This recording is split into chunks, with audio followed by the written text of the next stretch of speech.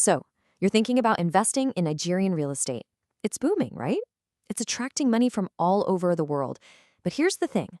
Behind all that promise of huge returns, there's this legal minefield that can literally swallow your investment whole.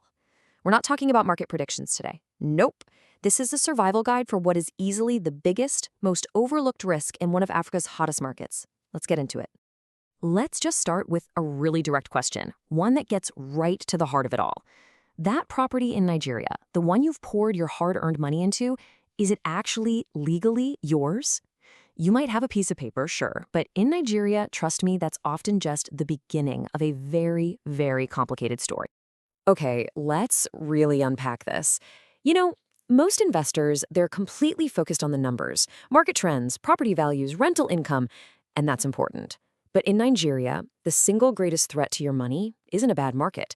It's the paperwork. It's this complex, tangled web of legal documents that so many people just don't understand. And look, this isn't me just trying to scare you. The source material for this makes it crystal clear. So many investors lose everything. Not because they timed the market wrong, but because they completely underestimated the country's legal framework. Our whole goal today is to make sure your name isn't on that list. So, first things first, we have to talk about the absolute bedrock of your investment, getting the paperwork right. This is where most of the mistakes happen, and it's where your entire dream can just fall apart before you've even laid a single brick. All right, you're going to want to pay very close attention here because this is a concept that trips up so many people, especially from outside Nigeria. It's called governor's consent. Basically, because of Nigeria's Land Use Act, the state governor technically owns all the land. So what does that mean for you? It means for your purchase to be legally rock solid, you need their official stamp of approval. Without it, your transaction is flawed, plain and simple. So, how do you actually secure your title? Well, it's a four-step process and you cannot skip a single step. Number one, you have to verify the seller's title at the land registry. Two, get a lawyer to draft a formal deed of assignment. Three, get that all-important governor's consent. And finally, four, register that final perfected document. It's like a four-link chain. If even one link is weak or missing, the whole thing just breaks. And this right here shows you exactly why cutting corners is such a terrible idea. It's so tempting to do an informal handshake deal to maybe save a little time or a little cash.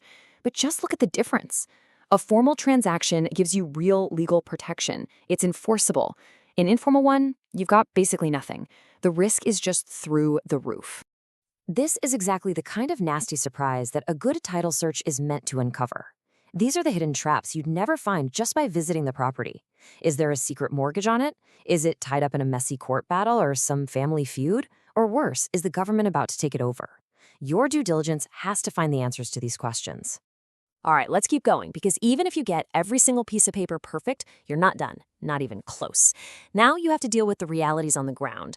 The physical stuff like zoning laws, construction rules, and local customs.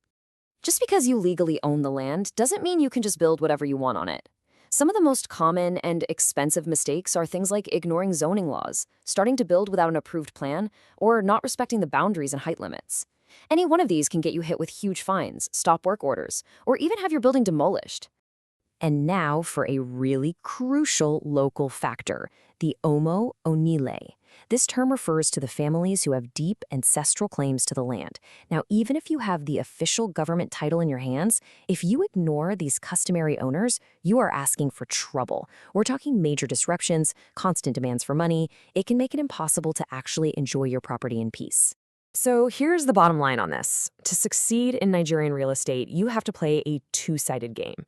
You've got to follow the official statutory laws of the government, and you have to respectfully and properly deal with the customary claims on the land. If you only do one, your whole investment is still vulnerable. Okay, let's get into our third major area of risk. This one is all about the people you work with and the agreements you sign. This is the human element, and believe me, it is just as critical as the paperwork and the physical property itself. One of the most common mistakes people make is relying on a real estate agent to do a lawyer's job. And I mean, look at this comparison. The difference is night and day. An agent might just give you a verbal, "Oh yeah, it's fine." A lawyer does an official search at the registry. An agent might use some generic contract they downloaded online. A lawyer drafts a precise agreement designed to protect you. When it comes to truly minimizing your risk, there is just no substitute for a good lawyer. And that lawyer, They're going to help you steer clear of all these red flags. Fuzzy language, unclear terms on how profits are shared, no way to get out of the deal if things go south, vague ideas about what to do if you disagree. These are all just loopholes waiting to become massive headaches later on. A solid contract shuts them down from day one. Okay, we have walked through the entire minefield. Now, let's talk about how to build your legal shield. And this isn't just about dodging bullets, it's a proactive strategy to make sure your investment is safe and set up for success. It really all comes down to this 7-point checklist. This is your legal shield. Let's run through it one more time. 1. Always do a thorough title search. 2. Never ever move forward without that governor's consent. 3. Always hire a qualified lawyer. 4. Formally document every single part of the transaction. 5. Verify the zoning and building rules. 6. Address the customary claims respectfully. And 7. Draft contracts that are crystal clear. This right here, this is your blueprint for security. And that really brings us to the core message of this whole thing.